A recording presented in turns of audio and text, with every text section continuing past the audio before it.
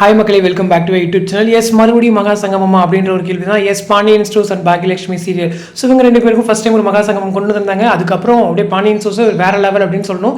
சீரியலுமே ஒரு பக்கம் பிக்கப் ஆயிட்டாங்க, டிஆர்பியுமே ஓரளவுக்கு நார்மலைஸ் ஆயிடுச்சு.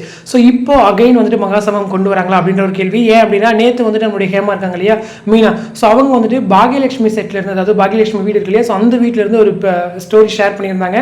ஸோ ஸ்டோரி ஷேர் பண்ணிட்ட உடனே ஆடியன்ஸ் வந்து கேள்வி கேட்க ஆரம்பிச்சாச்சு, இந்த மாதிரி மகா சங்கமமா அப்படின்னு சொல்லிட்டு. பட் இது சர்ப்ரைஸான விஷயம் என்னன்னா, அந்த ஸ்டோரி அவங்க டெலிட் பண்ணிட்டாங்க. அதுதான் அது இங்கே தான் வந்துட்டு ஒரு குழப்பங்கள் இன்னுமே அதிகமாகுது அப்படிங்கிறது தான். பட் மகா சங்கமமா அப்படின்னு சொல்லிட்டு டீம் சைடில் அஃபிஷியலாக அப்டேட் கேட்டோம் அப்படின்னா எந்த ஒரு அப்டேட்டுமே வரல. மேபி இல்லைன்னா அவங்க இல்லைன்னு சொல்லிடுவாங்க. ஸோ ஏதாச்சும் சம்திங் இருக்கும் அப்படின்றது தோணுது.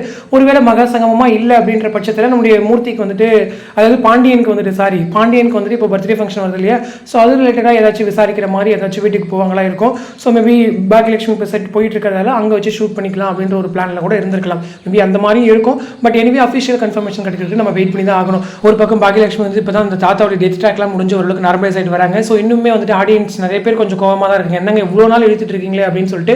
டிஆர்பி அந்த அளவுக்கு வந்திருக்கா அப்படின்னு கேட்டிங்கன்னா அந்த அளவுக்கு பெருசாக வரல, பட் நார்மலாக இருக்குது. ரெடியூஸ் ஆகல ரொம்ப பெருசாக. ஏன்னா நெகட்டிவ் ட்ராக் வருதுன்னு சொல்லும்போது பொதுவாக நான் ரெடியூஸ் ஆகும். பட் இந்த டைம் வந்து பாக்யலட்சுமிக்கு அது பண்ணல, ஓரளவுக்கு ஈக்குவலான நார்மல் ரேட்டிங்ஸ் தான் வாங்கியிருக்கு.